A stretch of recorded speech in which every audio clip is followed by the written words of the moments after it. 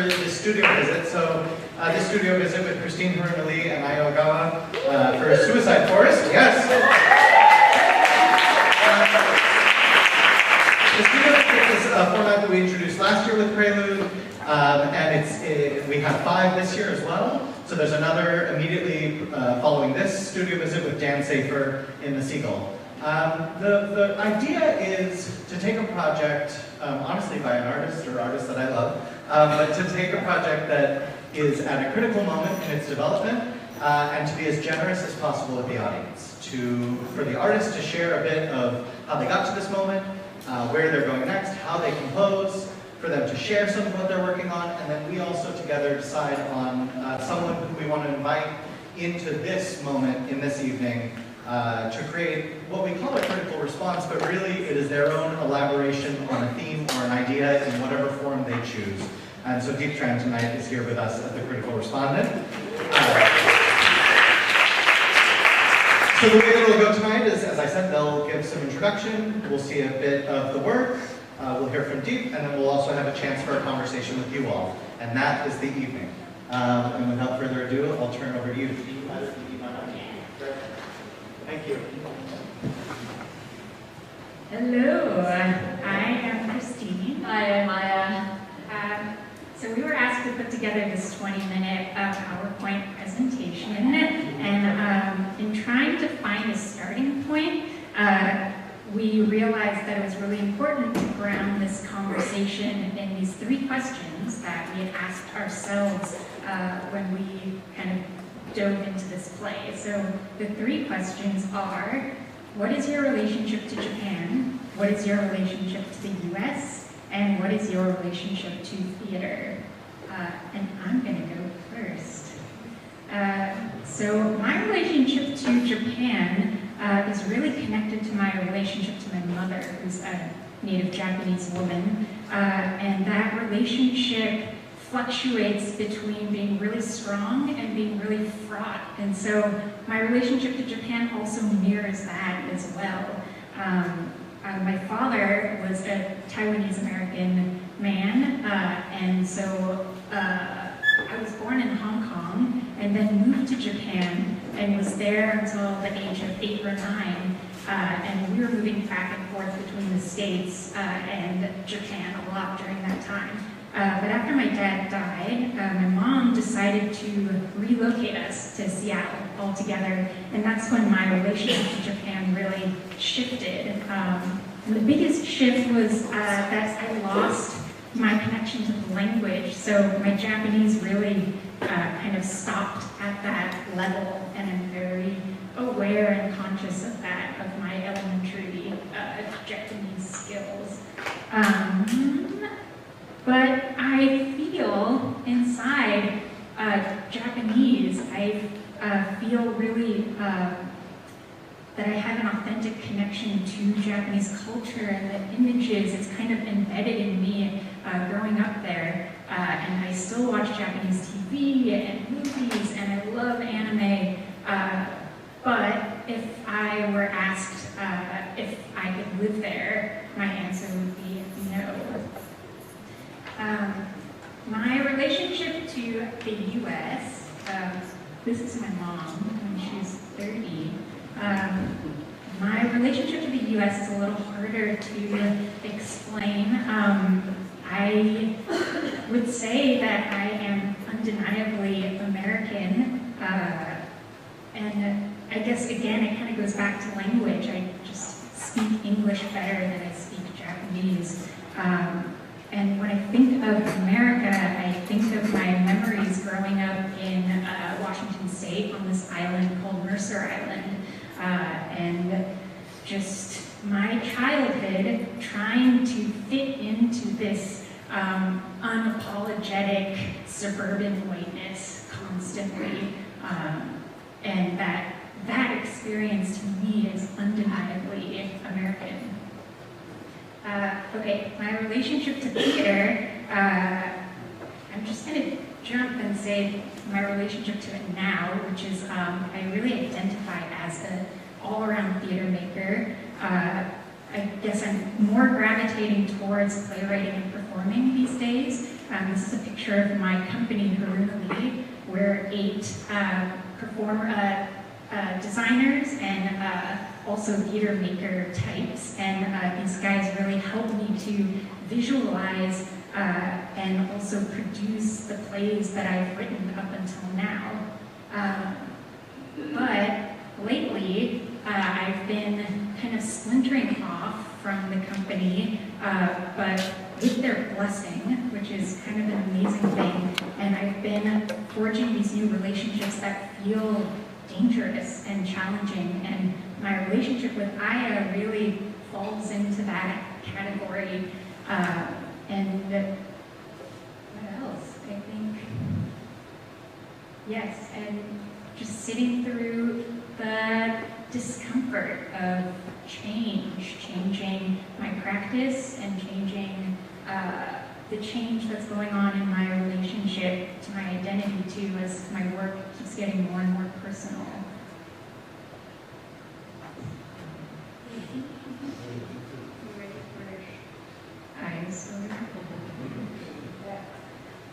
That's me and my mom and my brother. So I was born in Japan, but my story is pretty similar to Christine's. We moved back and forth a lot. I grew up learning both English and Japanese at the same time.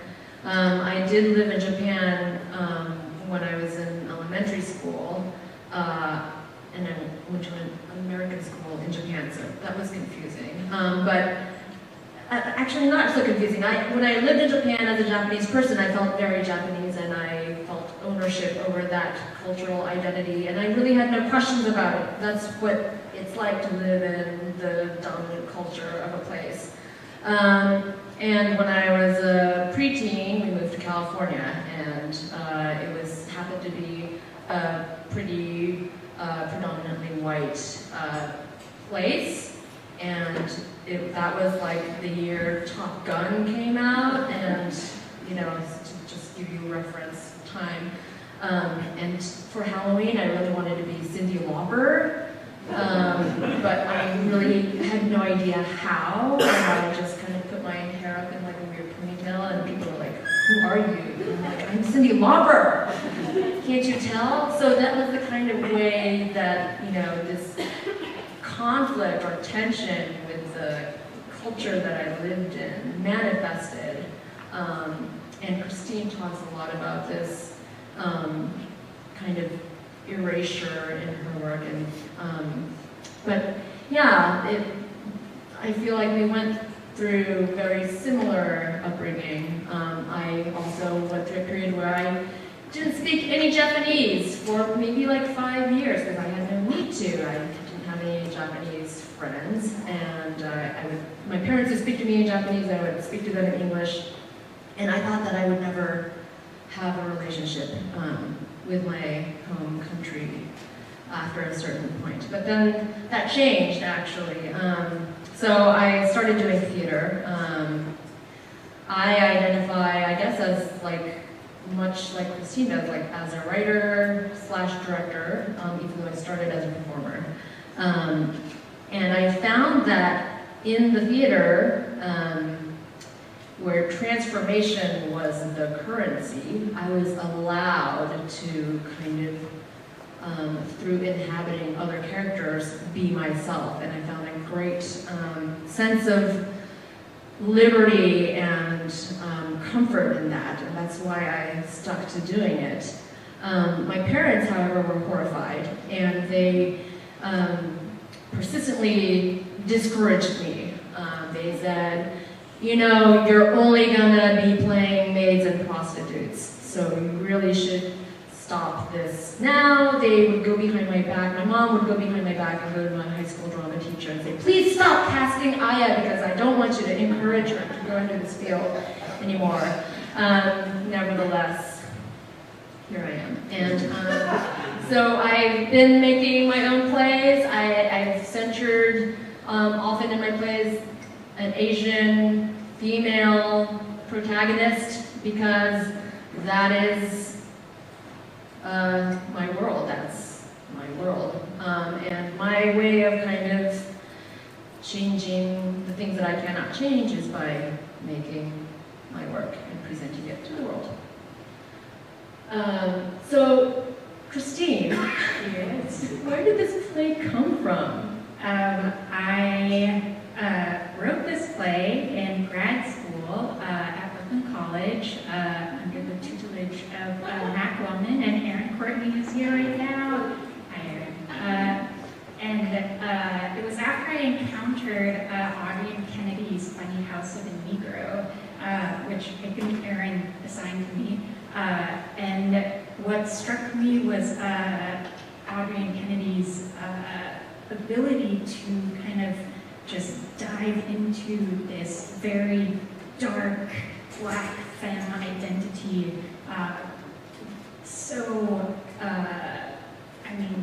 Unapologetic, just charging in there, and that was so inspiring. And so I kind of gave myself that task, and what emerged was this play titled Suicide Forest, which was a reflection of kind of the deepest, darkest parts of my Japanese and Japanese American identity. How did we meet?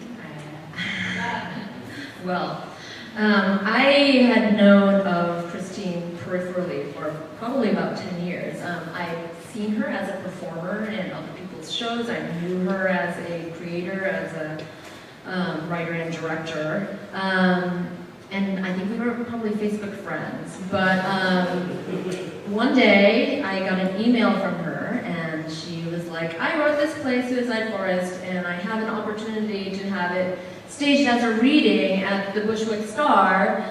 Do you want to direct it? And so she sent me the play. Thus began the history of our collaboration. Why did I reach out to Aya? Why did you reach out to me? I reached out to Aya because honestly she was one of the only Japanese directors, women directors, that I knew of. It was really unplugged from the Japanese theater community, and I knew through this other Japanese artist named Shirotama Hitsujiya.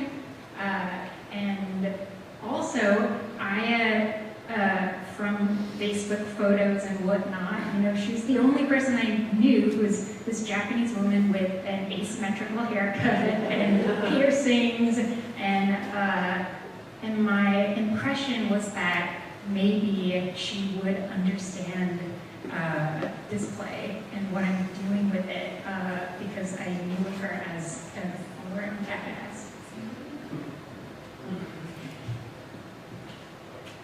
How did I feel about Christine? So Christine reached out to me with the script, and first of all, before I read the play, I was like, well, why is she sending me the script? Why doesn't she just direct it herself? She's a director. I'm a director and a playwright. I typically write and direct my own plays. I've never had the desire, really, to step into somebody else's work because it's a lot. It's a lot of work. It's a lot of labor. And there's just so much more room for misunderstandings and things to slip through. I mean, the reason I became a director of my own work was because at the beginning I was like, I'm a playwright, I'm going to give my play to somebody else, and they fucked it up. So I was like, oh, wow, that's not going to happen again, I'm going to do it. So with Christine, I was like, I don't know about this, I'm not sure. I read the play, and I was like horrified. It made me feel really disgusted, like my heart was pounding. I was revolted and also fascinated, and I was like, okay, I can't deny this visceral reaction that I'm having. And I know that as shocking as some of the subject matter and the things that are happening in the script are, the reason that I'm reacting to it like this is because she's trying to delve really deep into something that's very, very personal. And I felt that perhaps I was in the position to serve the play, serve her process kind of as a mirror and help her.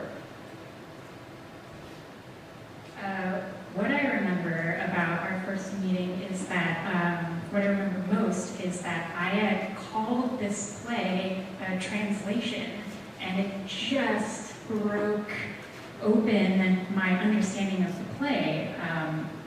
I was at the time kind of confused and grappling with the play being, for me, really authentically Japanese, and yet it was written completely in English for an English-speaking audience, and that was really, really confusing.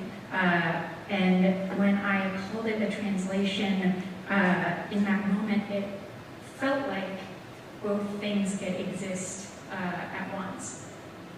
And what I meant by that really is not that, like, oh, your English is broken and that's why it sounds like a translation. I was pointing at a specific style of writing that Christine has, that there's like a dissonance in the text stylistically that I was really interested in. And the more we talked about it, we were like, okay, well, how can we present this dissonance? How can we like take it a step further and create space for actually Japanese to be in the text? How much Japanese? How much English? How do we translate it? When do we not translate it? So that has been part of the exploration for us in terms of pushing the text forward. And that kind of led to another question, which was, you know, well, for this reading that we have coming up at the Bushwick Star, how are we going to cast it? You know, it would have been pretty easy, I think, between the two of us to come up with 10 Asian American actors that we knew and loved to cast the play. But we were like, well, wait a second. Is there something to explore by trying to find specifically Japanese actors, not Japanese American, but Japanese actors whose native language might not be English? And can we use their kind of grappling with the language as something that elevates or points to this stylistic thing that's happening already in Christine's text? I want to give us a time check. We have 4 minutes, so we're going to whiz through the rest. So our creative team also, you know, we're looking for people who are sensitive to the room, and we've been working with a Japanese heritage cast. There's just so much more listening that needs to happen in the room, and so in looking for our creative team, not coincidentally, we have a team of all women, femme-identifying folks, and they're mostly Asian as well. And one of the people that we're really excited to be working with is Denise Shumei, who is a producer, but she hates that word and would rather be identified as a project manager. And through Denise, she's really pushed us to think of what engagement would look like, engagement with this community that's kind of budding or unfolding through the process of the play. How do we continue that engagement past the production, the life of the production? So I'm just going to whiz through. And so we came up with these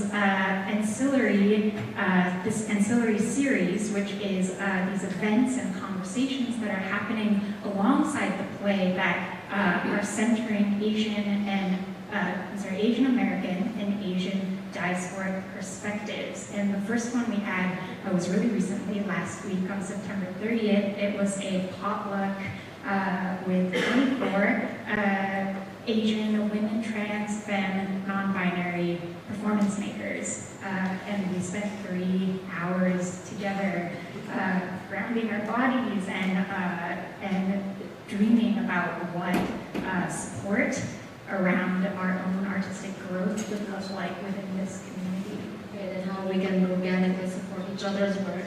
And the second one that we have planned, that will be coming up in the spring, is an intergenerational conversation. So Christine is going to be performing in this play, as is her mother, who is a Buto dancer based in Seattle. So Christine and her mother will be one of several pairings that we'll have around that conversation. Which kind of leads us to the play itself. So we've been developing this for 2 years in this way. The play is written in 2 parts. The first part takes place in 1990s Japan and follows this salaryman and a schoolgirl.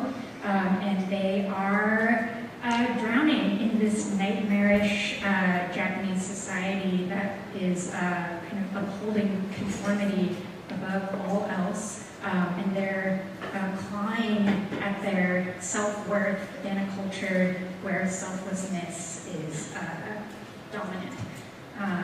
And so, a lot of stuff happens. Their paths cross, and then one of them makes it out and the other one is caught in that world.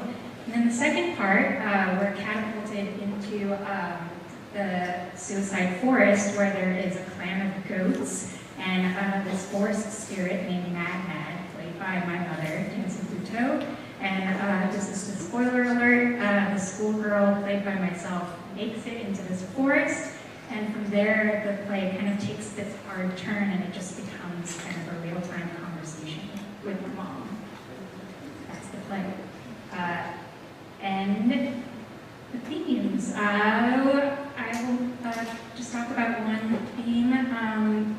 So in considering like the dark matter of my Japanese identity, the thing I was drawn to the most was this the honorable act of suicide historically in Japan, and this kind of erasure or elimination of oneself really resonated with me growing up as an Asian American woman, and it made me think about the ways I have erased myself over and over and over again growing up. And it also made me think about all these Asian tropes, this weak-willed, submissive, hypersexualized, kind of fetishized object, person. And so the play, just lays that bare and then hopefully kind of tears it apart too. And the thing that I love about this play is that it really tells a kind of story of the immigrant experience, but from a completely new and different angle. And it resonates so deeply with me, and I'm certain with a lot of people. The way I've described this play to potential collaborators is that, the first act takes place inside of Christine's uterus, and the second act flips it inside out. It's that kind of like visceral, dark, sexual kind of dark matter that she's getting at, and something that you don't often see. So what we're going to see tonight is 3 scenes. They don't go in this sequence in the actual play, but I thought that this would be 3 scenes that would be interesting to show tonight in this context. And they feature the amazing performers Keizo Kaji, Sonoko Kawahara, Yuki Kawahisa, Christine Hironobu, and Don Akemi Saito. And we'll be doing the full production of this piece at the Bushwick Star in association with my theater company, and it'll open February 27th and run through March 16th. So please come check us out. Cool. So enjoy.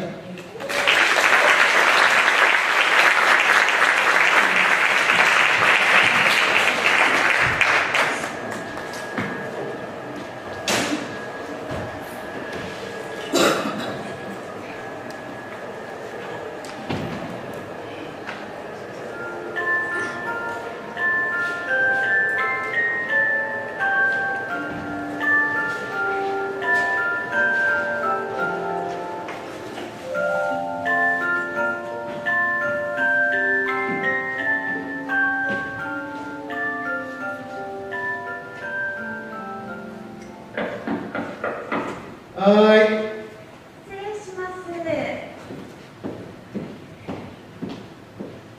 Sir, there's a client here to see you. For me. They're young girls. They say they're here for an interview. Are you sure they are here for me? Yes, they're very young. Which is it? Are they clients or are they young? They're young. I would like to see it with my own eyes. I'll be the judge of that.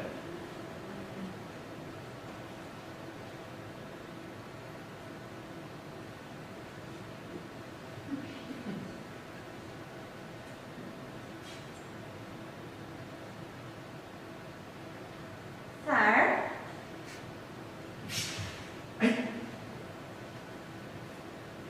do you think I'm young?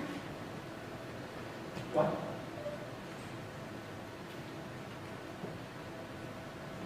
Am I young enough for you, sir?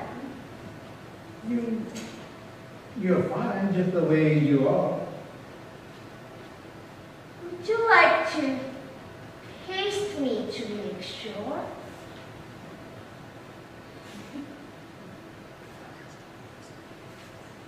Are you a pervert, sir? I can see it in your eyes. They got bigger when I mentioned the word. You can talk to your spirits like that. Tell me, what you're thinking of, old man? Old man? I said, what are you thinking of in that disgusting, perverted little brain of yours? Do you imagine my thick black bush bulging out of the sides of my panties? Do you start bending me over your desk?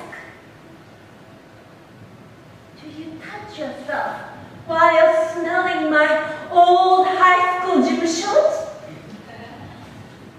Do you imagine me held down with octopus legs squirming into my balls? Is that what you're thinking about? Did I say you can think of those thoughts? Oh, no. That's right. You didn't ask for my permission, bad boy. I'll never think it again. You will never think it again because I said so. I'll never think it again. I own your imagination. You.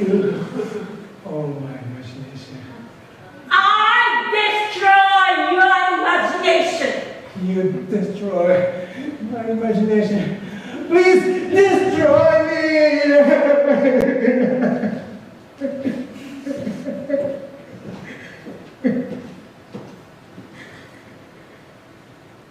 Sir?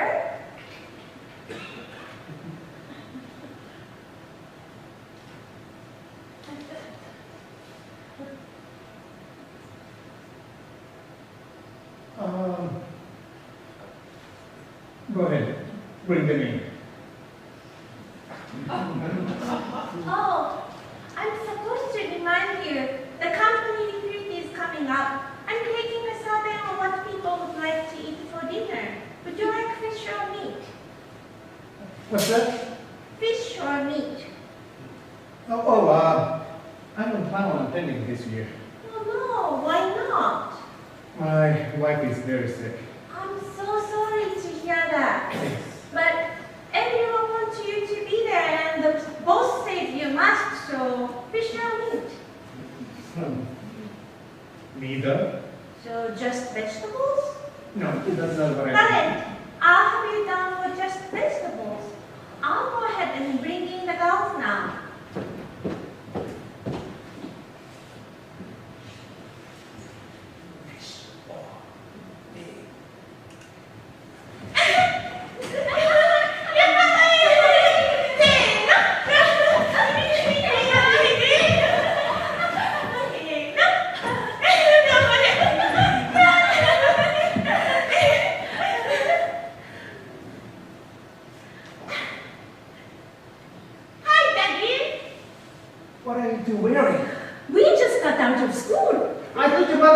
cannot wear those outside anymore. Mother doesn't care what we wear. Of course she cares. She's your mother. You should be in uniform whenever you're outside. That's the acceptable form.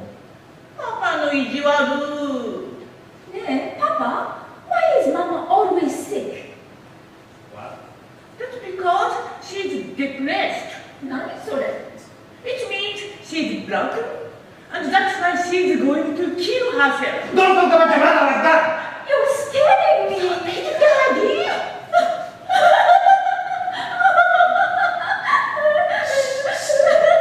Calm down. Papa が悪かった。 Daddy, can we please have our allowance now? Huh? What did I say about that? But honey. You can't stay in high school forever. You will have to find jobs so you can meet suitable husband. I don't care what's outside of high school. I'd rather die than not be in high school. Don't you think you're too old for games? Who's your friend? This is our friend, Azusa. She's so small. Say something. Your name is Azusa.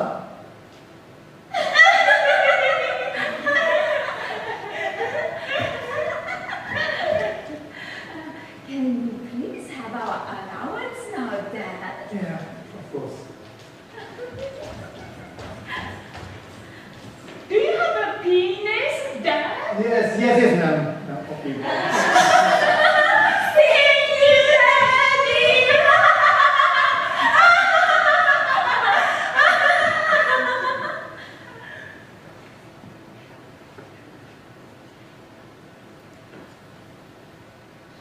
May I?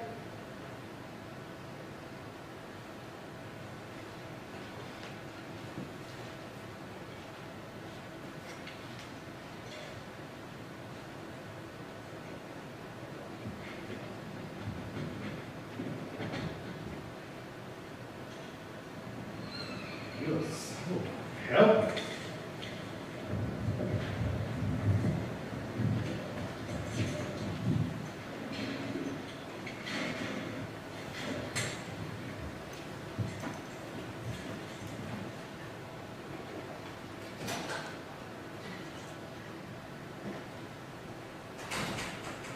You can't do anything for yourself, can you?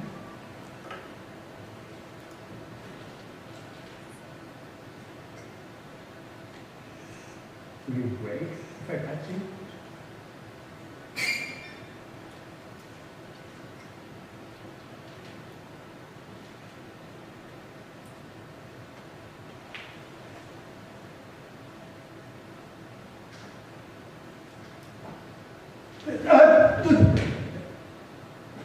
Are you okay?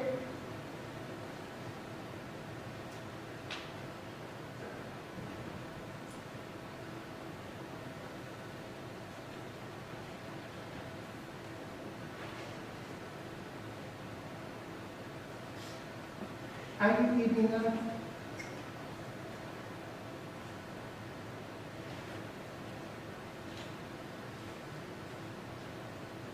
Have you done your morning exercises?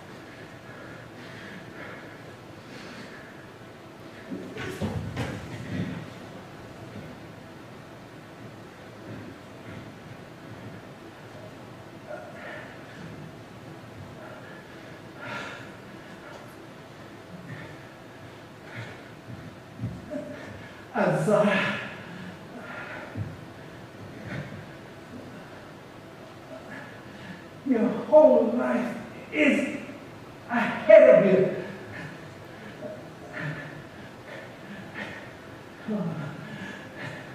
And it's full of rainbows.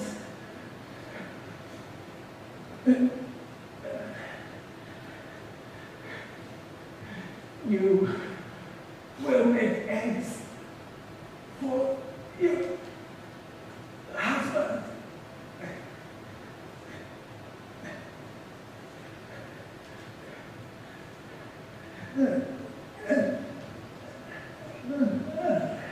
And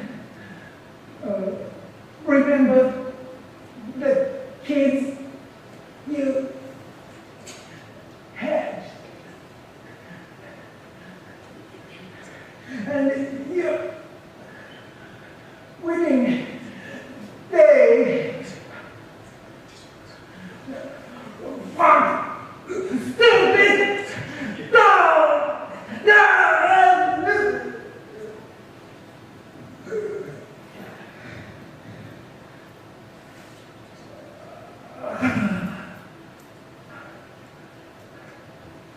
That feels beautiful.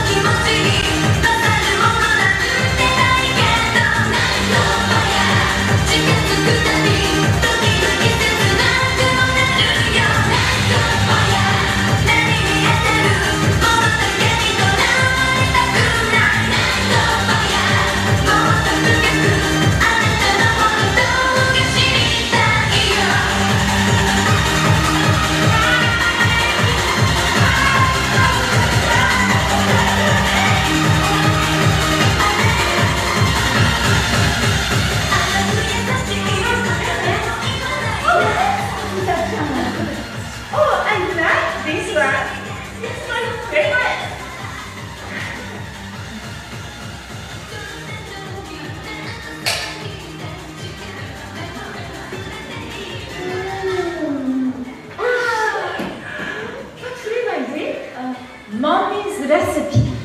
Show me, I'll try. Taste like mommy. Azusa-chan, yes? Do you think you will be a good mom when you grow up? Not mother. You know, she doesn't really have a mom. It's okay if I ask, right, Azusa-chan? Honestly, I don't think I'd be good at it. Oh, really? Because you're so nice. Nice? What happened to your mom again? She disappeared when I was 8. But how? Did she get abducted? Or she ran away? She said she needed to get some Diep Tran from the supermarket, and then she walked out without her class or jacket and left the front door wide open, and we never saw her again. Oh, I just got goosebumps.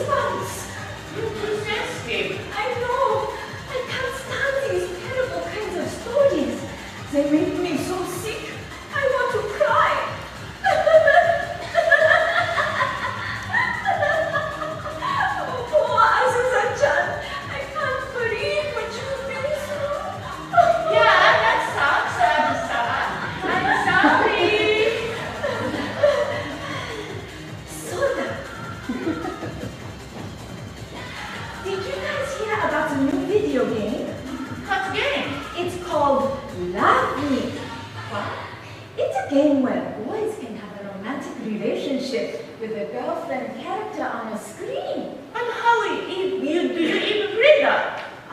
The boyfriend earns points by doing really nice things for the girlfriend, like helping her with her homework or buying her presents for her birthday. And then the girlfriend rewards him by being really sweet to him. Is that how a relationship works? I don't get it. She's not even real. But you want to know the best part? Her name is Azusa Chan. That's hilarious! Imagine all those chapins and nuts playing with Azusa. Why would they choose my name? Oh, because your name is so pure and girly. And it sounds like perverted. Azusa, like the name of a girl who fuck an old man for a Gucci purse. Stop, that's so embarrassing. Hey, does game go something like this? Azusa, throw this away.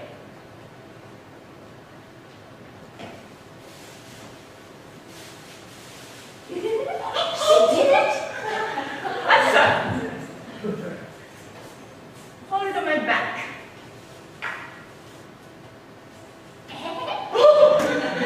Azusa, tell me, good morning, my darling. Ohio, Daddy. Azusa, tell me, good night, my dear. Oyasumi nasai, Daddy. Azusa, bark like a dog. Azusa, chirp like a bird. Azusa, act like a monkey. Azusa, apologize to me. ごめんね。 Also, apologize harder. ごめんなさい。 Even harder. すみません。 Harder. 許してください。 Azusa, tell me you love me. 愛してるよ。 Again, 愛してる。 again, 愛してる。 again, 愛してる。 again. 愛してるぞ。 Azusa, take off your skirt. What? ちょっと行き過ぎじゃん。 Do you? Don't you love me? If you love me, then you do what I say and take off your skirt. Take off your fucking skirt!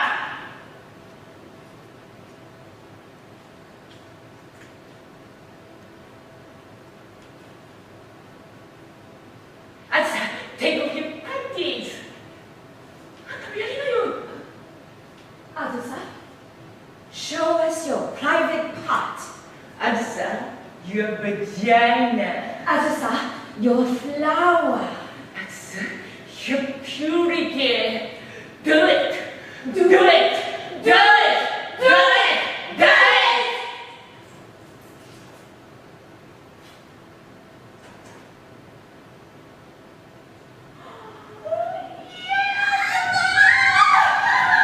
I can't believe she did it. Yes, sir. Put the streak over your head.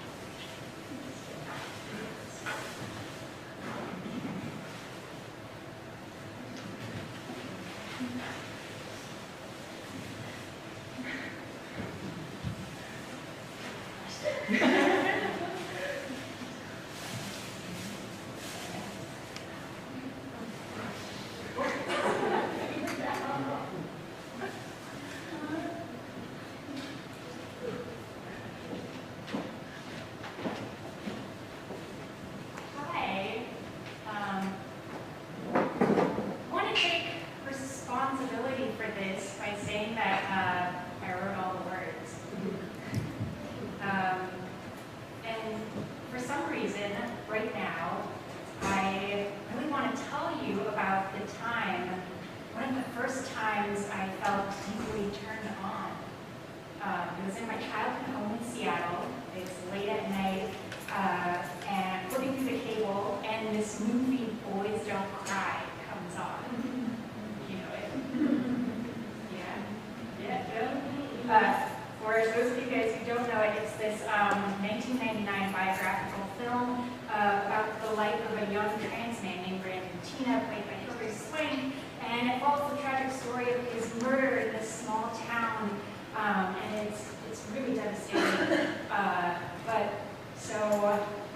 There's this one sex scene that takes place between Hilary Swank and Chloe Sevigny outdoors, and it's really hot.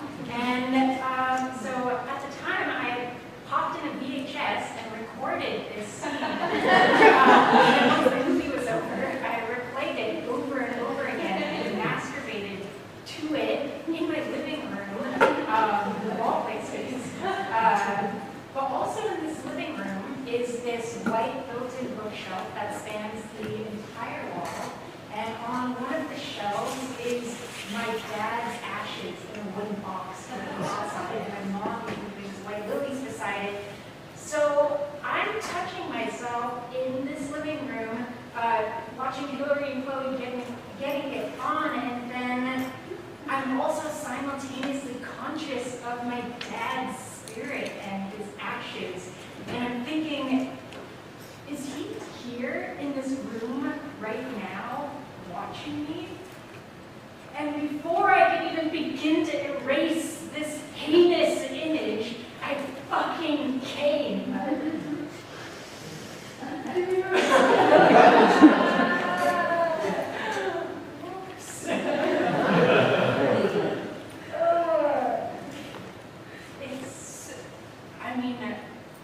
I'm like kind of sick, like total pervert with daddy cakes, and I guess these days, I want all the bad things. So you can just call me dirty sub-slut with big dick energy, put it in all my holes. I'm imagining bending you over right now. Yeah, that's my power move.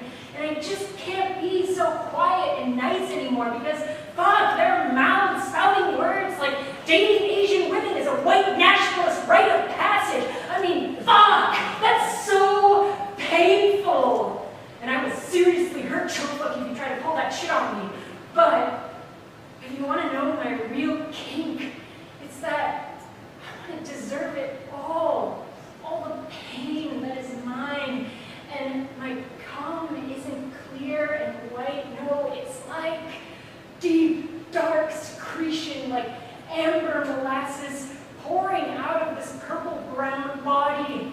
And I'll feel this, and I'll release this, and I'll come on a dick or fingers with equal pain and pleasure just like that. Many times. Many times. Many times. Many times.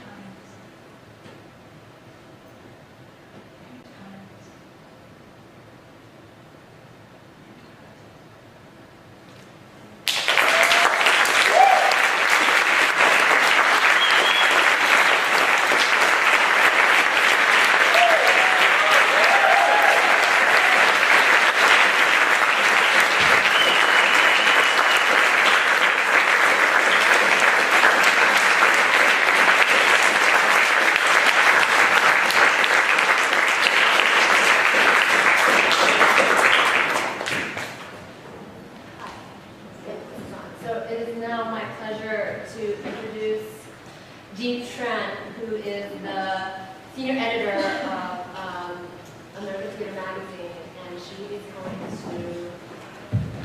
respond.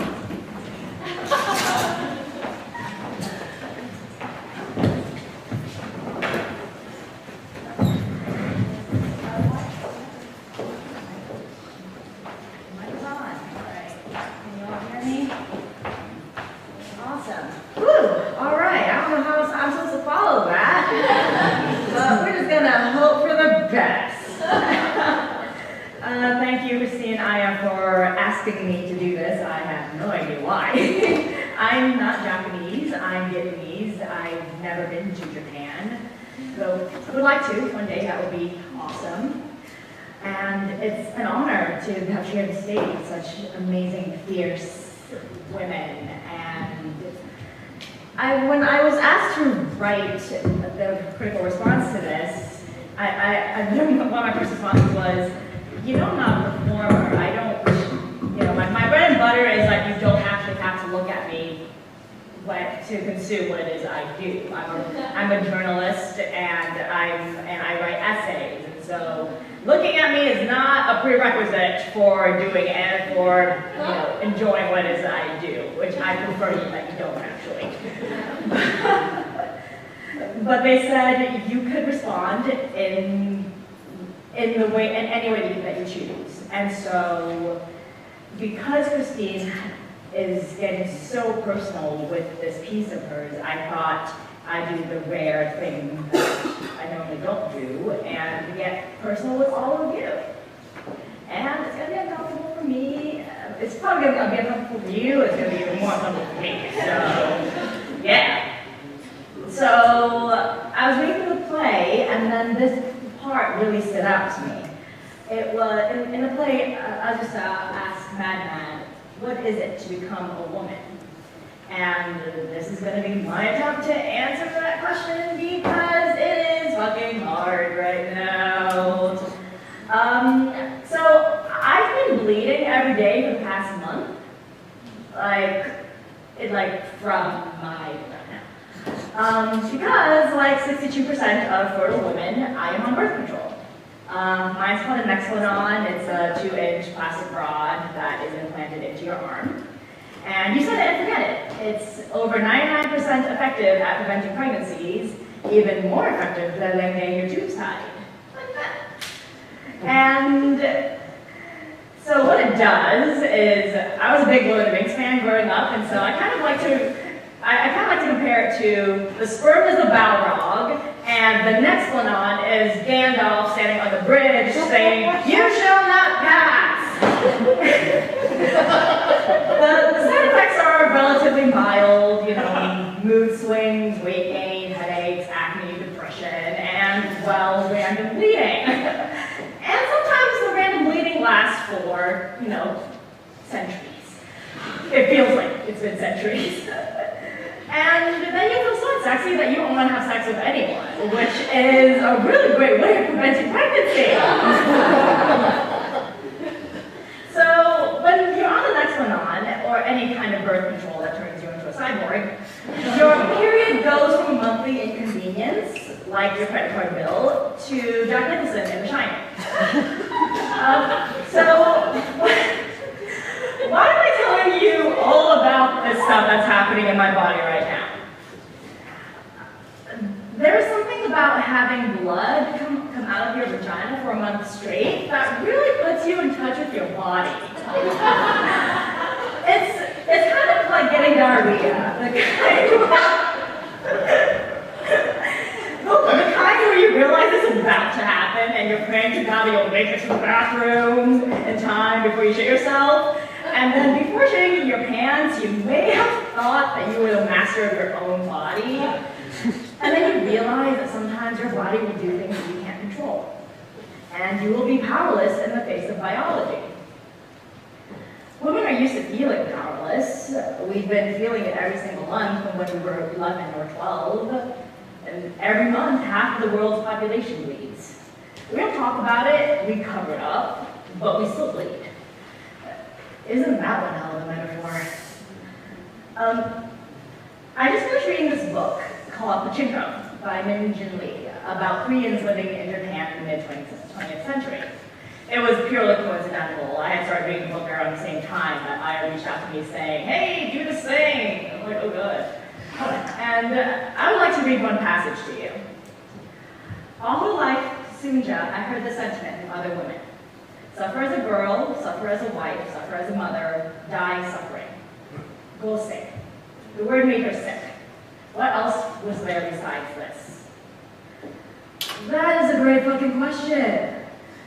I think we are all so unaware of how much pain most women are in, and how much women have been socialized to not talk about it. Because if we do, we're not taken seriously. We're told we're exaggerating, PMSing, or lying. And there have been studies that show doctors prescribe less pain medication to women than men after surgery, even though women report more frequent or severe pain levels. And women are more likely to be told our pain is psychosomatic. And did you also know that the United States has the highest rate of women dying after having babies in the developed world? So I'll give you an example of how women's pain,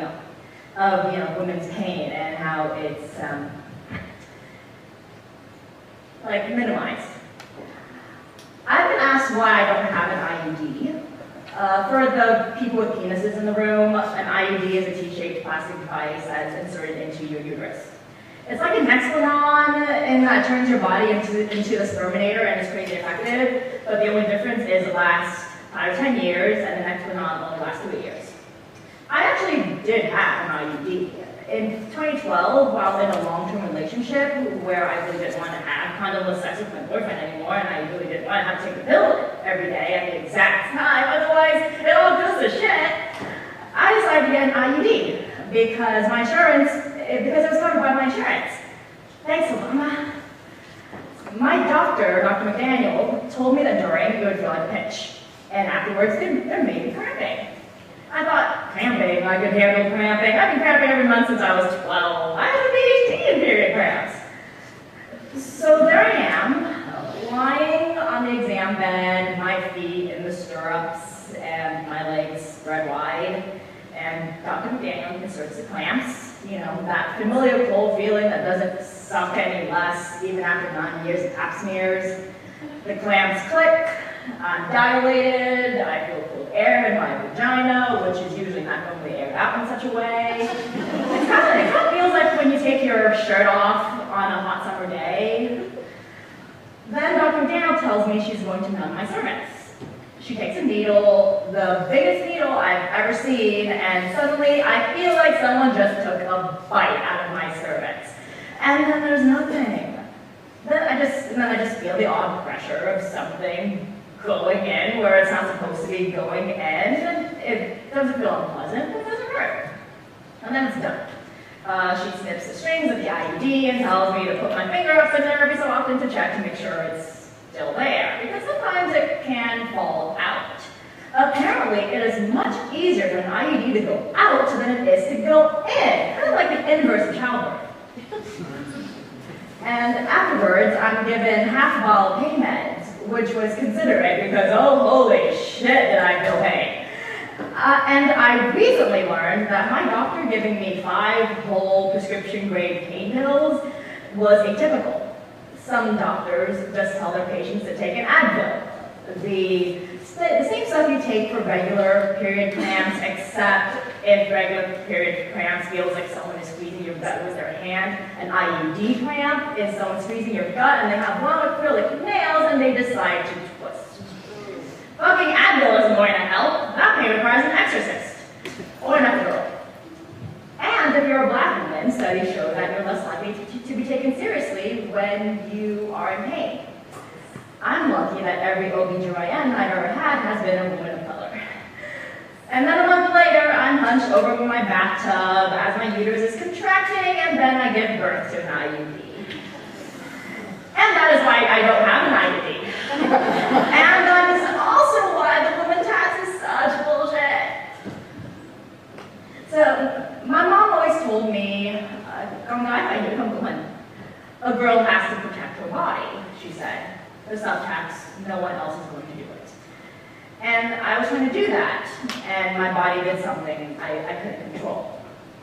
And it's doing something I can't control now. I think that's why they call it birth control, because so much of a woman's life is made up of things you can't do anything about. You can't do anything about your period. You can't do anything about cramps and how much they hurt. You can't do anything about those ads telling you that you're not thin enough or pretty enough. And you can't do anything when you go outside and men shout at you and then sometimes they follow you home. And you can't do anything when the guy you're fucking pulls off the condom during sex and comes inside you without asking, and then afterwards he says, "You're a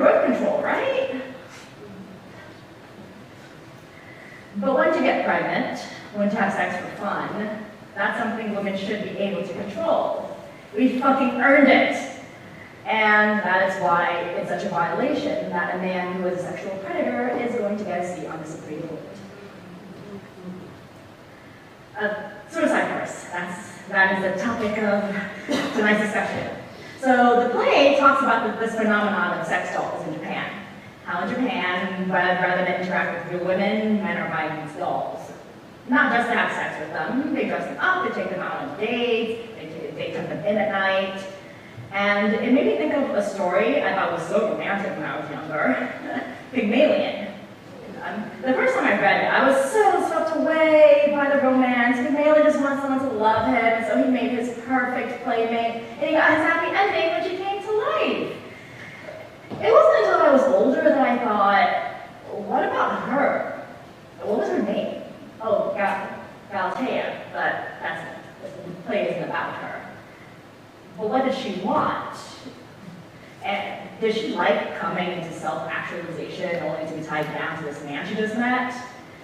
What happened 2 years or 10 years down the line when she was no longer beautiful? When she started forming opinions and having thoughts? It's easy to love a statue. A statue doesn't bleed, it doesn't feel pain, it doesn't have needs, it doesn't speak.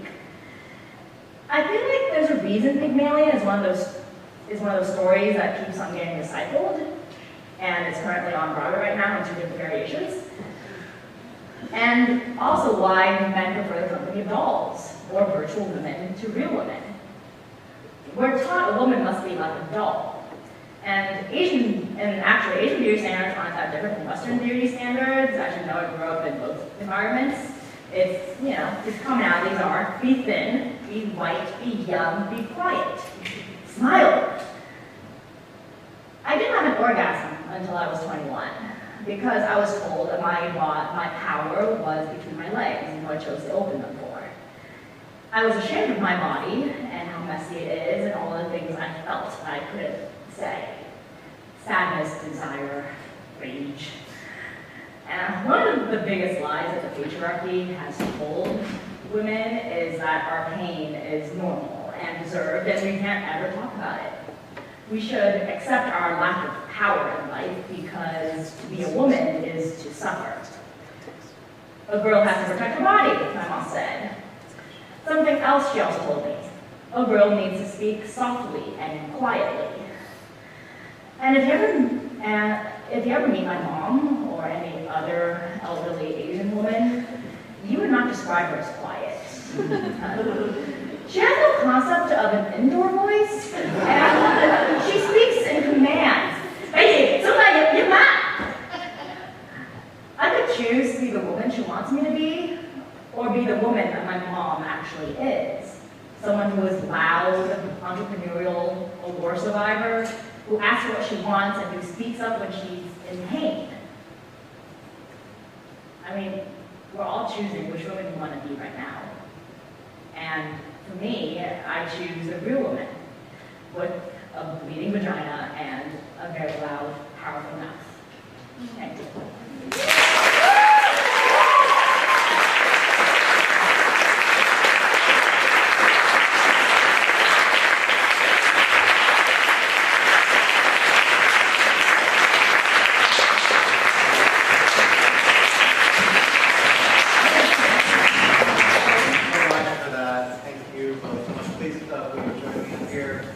If you want to, we're going to have a quick conversation following that. One of the things about studio visits is the artists don't know what their invited respondent is going to do or say. So and neither do I, and neither do you. So we all get to sort of learn and enjoy and experience together. So thank you so much. And thank you all. We're going to jump right into a quick Q&A. We have, I think, probably about 10 minutes, because then after that we are all en masse going to stand up and walk into the next studio visit. But right now all I ask is that you really obey the idea of a question and answer, which is to say no statements, no preambles, just questions. Because the more we ask questions, the more we create a space for everybody to engage, everybody to enjoy. Okay? So does anyone have any questions for these artists here? Great, yes, please. Describe your relationship with an audience that doesn't look like you. So, like, or an audience that an audience member doesn't come from the experience when you're making work for them. So she said, please describe your experience of performing for an audience that doesn't look like you or doesn't come from your experience. I think that is something I am, and I too, like in considering the production of this piece, something we're really grappling with, and I struggle with too, because I don't, like we always ask, like, will these cultural images translate? And I just don't know. Like I remember bringing in this play to a writing group, and we read the first part, and the writing group was predominantly white, and they didn't know that a lot of the elements in there were real, or things that actually exist in Japanese culture. So that's, yeah, I mean, as personally as a performer, it's something that I'm just used to now. Like this, I mean, the downtown scene is very white, so it's something I think have like tailored or word like it's always something I'm kind of like finessing in here.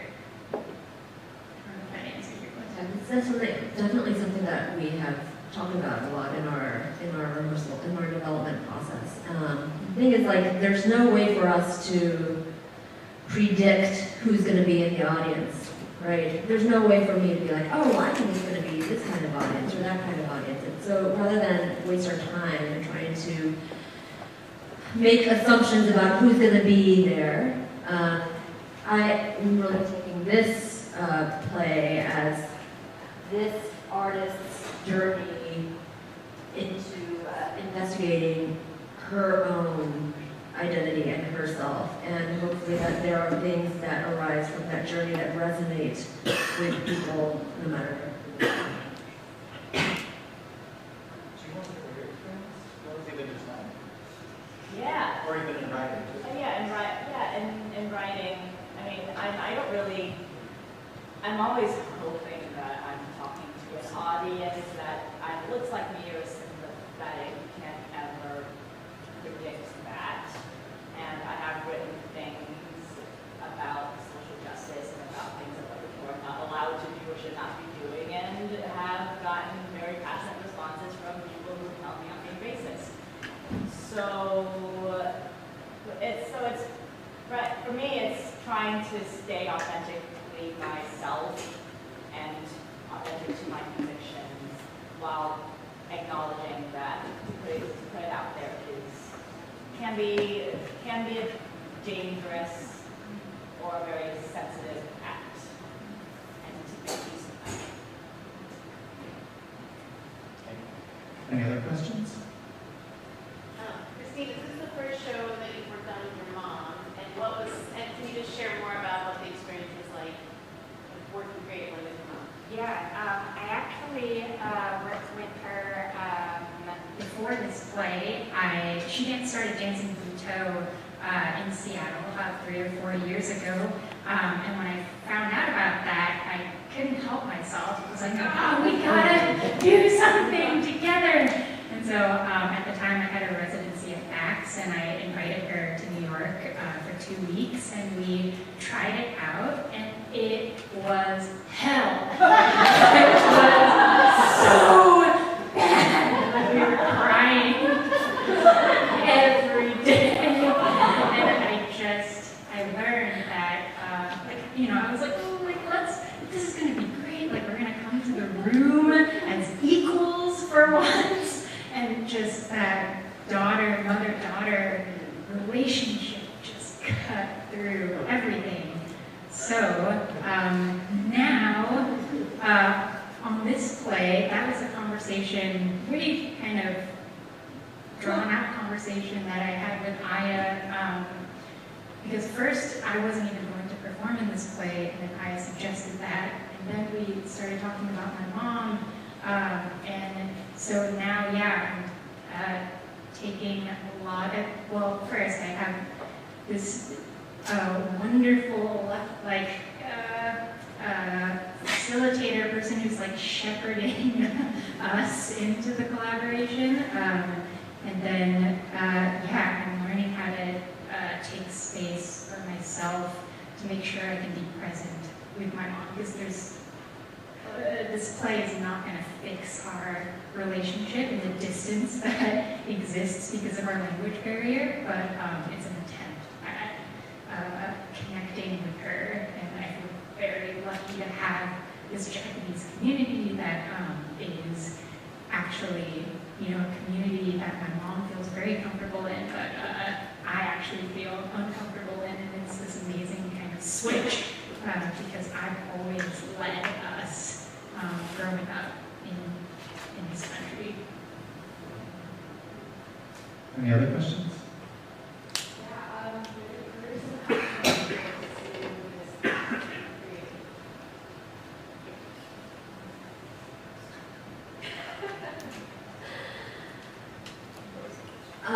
Well, like we were talking about at the beginning of the evening, I think that for me personally, working on this play, but specifically opening up this artistic relationship between Christine and myself has really shifted my world. I mean, I have to say that, I was just talking to Christine about this earlier, but like, we're so,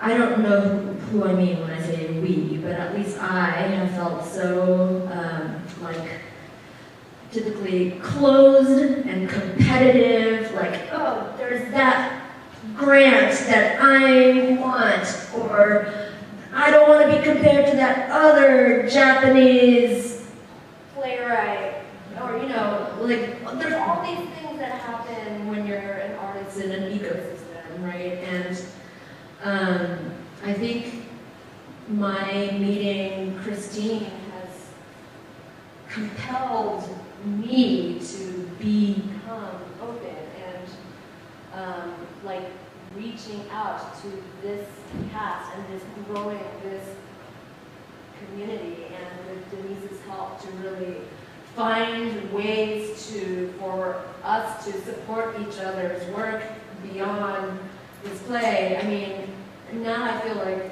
in terms of Christine and myself, like she's in a play that I'm writing, and so we're kind of like tumbling into like a larger artistic universe, which is scary and wonderful. Yeah. Can I sort of turn that question to you, Dave? Just sort of, it was such a beautiful composition, and I wonder what happens to that composition.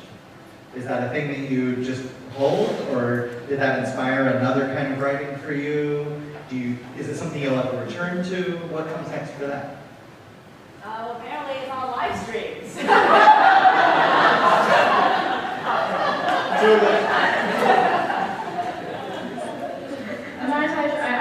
I was just so compelled by the things in it, because it has been something that I've been thinking a lot about in terms of my own history as someone who very repressed. Related. Thank you. Your writing was such a gift. Like coming off of that.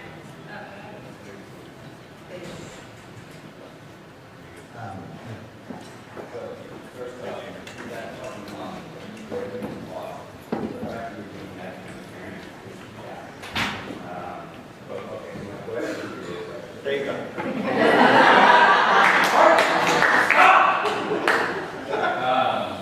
So as being someone who was writing this and then felt that an actor performing it, that's why how do you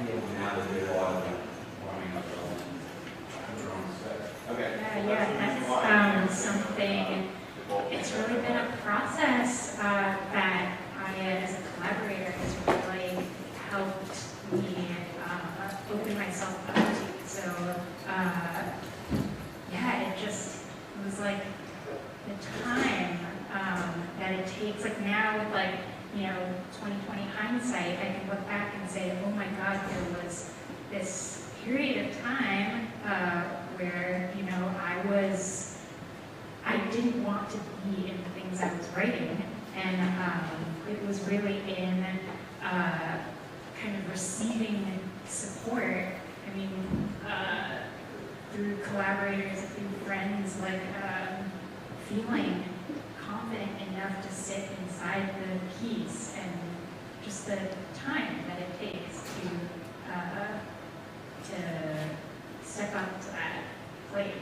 Because yeah, now it feels so right, and I don't know. And I mean, the script also has changed so much over the 2 years, and has become way more personal in that way, and it's a bigger risk for me in that way too. But yeah, it feels right. We have time for one more question. Yeah, thank you. Could you share with us something of the writing process, and has it evolved since this collaboration has taken shape?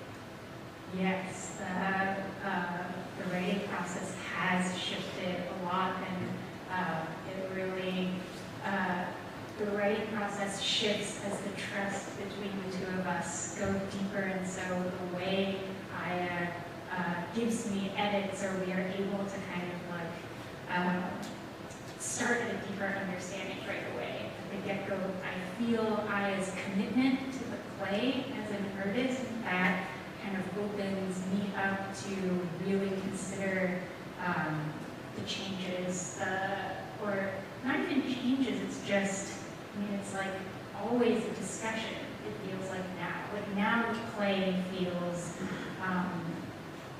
also about our relationship, and not just this thing that came out of me. In terms of just personal writing, I tend to just regurgitate, like it comes out really quick, like so, and I rarely take, it's rarely like little changes at a time, but it's all kind of a big push.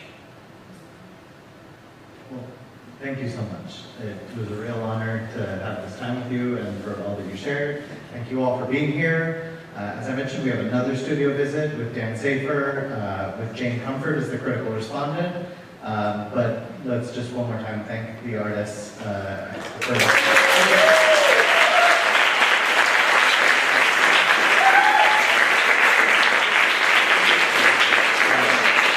Our next event starts in 4 minutes in the Seagull, so follow me.